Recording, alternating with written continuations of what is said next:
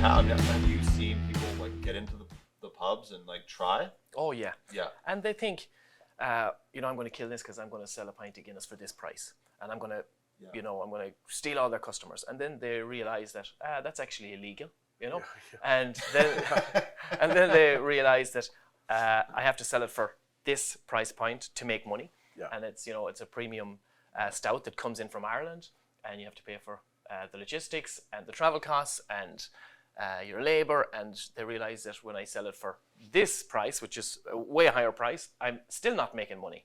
But I think and then they pour it, then they can't pour it like you guys can, and so then it's not good anyway. Yeah, because people don't realize that it's quite the process. You have to have it at the right temperature. You got to let kegs sit for a certain period of time before you actually tap them up, and then the whole stage pouring, and it's not as easy as it looks. Yeah. But I just find, you just kind of let them at it, because they learn like we did and like everybody else does. Yeah. And once you go through a small little bit of pain, it doesn't take long. Yeah. But then this actually leads me to an interesting. What are a couple businesses that you see a lot of the turnover, the next business, and we'll keep it positive too. What are some businesses that you see people like, oh, these are sort of stable businesses that when people get into them? Are there a couple? Pubs. So that's hospitality is probably, because it's the largest percentage of, say, the retail asset class as a whole. You see a lot of it, and then obviously hospitality stretches all the way from your pubs to your hot dog stands and all of that in between. And to William's point, it's a hard business, and a lot of people, the entry to barrier is so easy to get into it. Yeah. You get some money from mom and dad, or whatever it is, and you're going to go open a sandwich shop, and we're going to take a crack at it. And just because maybe you're a really good home cook or a chef doesn't make you a restaurateur all of a sudden, because now you have to operate a business. So hospitality is an industry that you see probably the most amount of turnover. Seasoned people and newbies? More than new people coming in. Yeah. It's kind of, if I looked at it from the outside, it's like an 80-20 world type of thing. There's 20% of the industry is probably seasoned vets that do really well and they grow and expand their operation. Then maybe 80 or 70% or 60% are people that more fly by night. And granted, some of them stick. Yeah. But consistently, they probably turn over because they just don't understand what goes into the back end of a business. Yeah. And then businesses that you see are much more stable are more like in the medical related fields, right? Where if you look at a dentist office 10 years ago, they were probably on the 10th floor. Yeah. Now you're finding a dentist office on a retail setting because they have to gain exposure and all that stuff. So things you see more like SkyTrain stops. Well, medical related type businesses tend to do really well. Or you get things that would fall under what we call like a lifestyle tenant mix, like a barbershop. Yeah. Right? Where your hair's going to grow whether it's pandemic or not, or in good times and in bad times, you still got to get your hair cut. So that's a market that would typically tend to service. Again, good operators of that type of business will do better than bad operators because there is moving parts of it. So the barber ones you do see lots of turnover, or people no, they would be ones that would probably be more on the stabler side of it, right? Obviously, the demand for the actual industry isn't as huge. We're talking pubs. And they're small locations as well, small footprints. Small footprints. Without kitchens and all that. They're very easy to staff. A lot of times you have kind of like an independent contractor model that works, where maybe they rent a chair from the operator, and they're kind of their own little business. So things like that you tend to see turnover less than maybe you would see maybe like a t-shirt shop or a hospitality type thing, where you'd see a lot greater turnover. When you go into the industrial side of things, because it's much more like generalized, for lack of better words, like it's general warehouse use, is not as specific as retail, it's harder to tell if there's certain types of businesses in that asset class that are turning over. It's a question I often ask to our bankers, the exact same question, and they'll say, well, the hospitality industry will give them this much, if they're good operators. Daycares, we love daycares. Daycares. So that's the one that they normally tell me. Daycares they see can be very profitable. Yeah, you have to do something crazy to go out of business, because people are just like hair and kids. There's certain industries that, regardless to the condition of the economy, that are going to have to survive. That's right. And when you look at the retail tenant mix post-pandemic versus pre-pandemic, you look at things like fitness facilities have done really well, like your F45s, and some of these more intimate gym type settings have done really well. Certain hospitality operators have done really, really well. The medical industry has done well. And when you look at it from an investor standpoint or a large scale asset owner, grocer anchored assets do really, really well because it creates a good lifestyle mix. I'm going to save on foods. I'm going to the BC liquor store after to get my bottle of wine.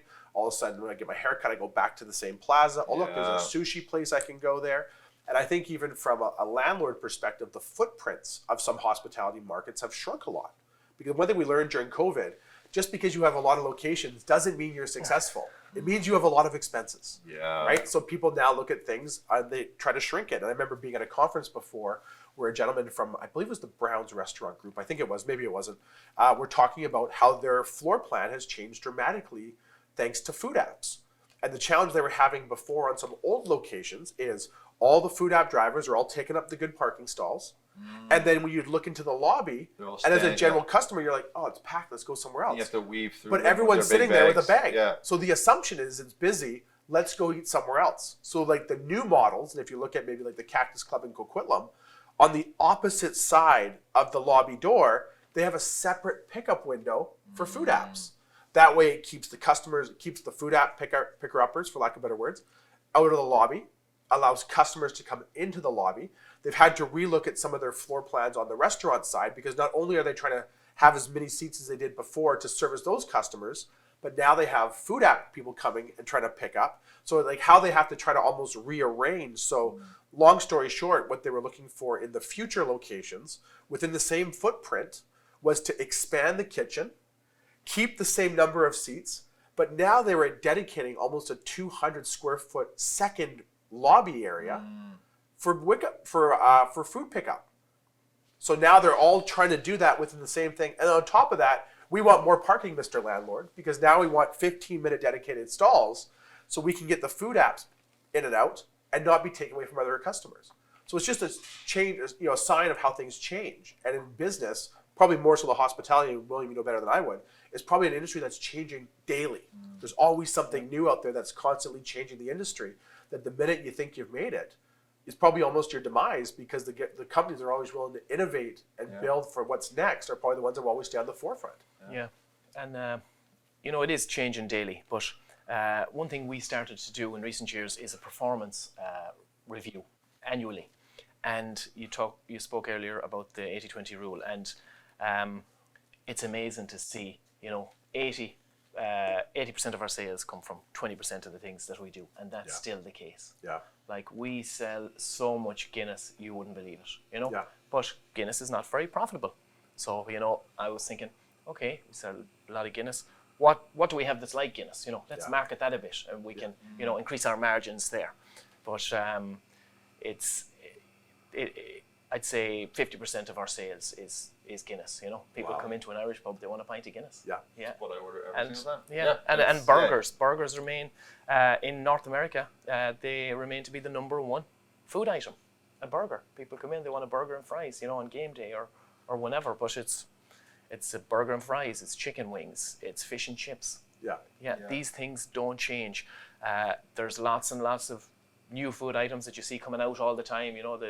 The battered cauliflower and all these things, but they don't take over. I find anyway. No, they kind of flash and then they do. Yeah, it's kind of like I think all of the breweries that popped up, like 250 or 300 breweries in the last few years.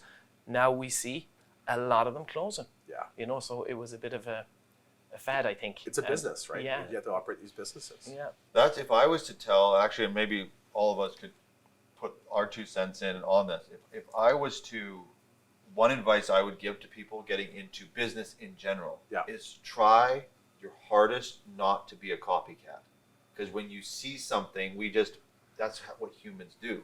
Yeah. They see something and they go, oh, they get used to it, and then they want to be a part of it, or they start to think something is good business, but they don't realize, because I've seen it 10 times now. No, you need to be unique. You need to do that. And it's a hard thing to even sometimes know you're doing. Yeah. Because you don't realize that you're just copying something you've seen now, but no, if you've seen it, you're too late. And keep it simple. Keep it simple. That's what I always say. It always amazes me when I go into these pubs across the world, and they have huge menus. You're a pub and you have a huge menu, both the drinks and food. It's like, how do you make that model work? I was in Vegas last week and down there at a conference, and I went into In-N-Out Burger. I had never been there before, but the guys that were with me were saying, "You got to check this out," you know, Overrated. because they lived in the US. Whether it's overrated or not, I went in there on Tuesday, early afternoon. There was about 300 people in there. I got served. Insane. I said to the guy that was with me, I said, "Is that the menu? You know how many things they have on the menu?" No. 2. You can get a burger and you can get fries. Talk about keeping it simple. It's got to be the most And successful multi-lined. franchise Yes. in the world. I never seen a fast food restaurant as busy. And I did get a burger, I did get fries. The burger was really good, but it was a burger. It had lettuce, it had tomato, it had onion. That was it. Yeah. No different to any other burger, but by the time I put in my order, stepped aside and got served 7 minutes later, about 100 people had been served. They had 10 cashiers and everybody was busy. It's bizarre.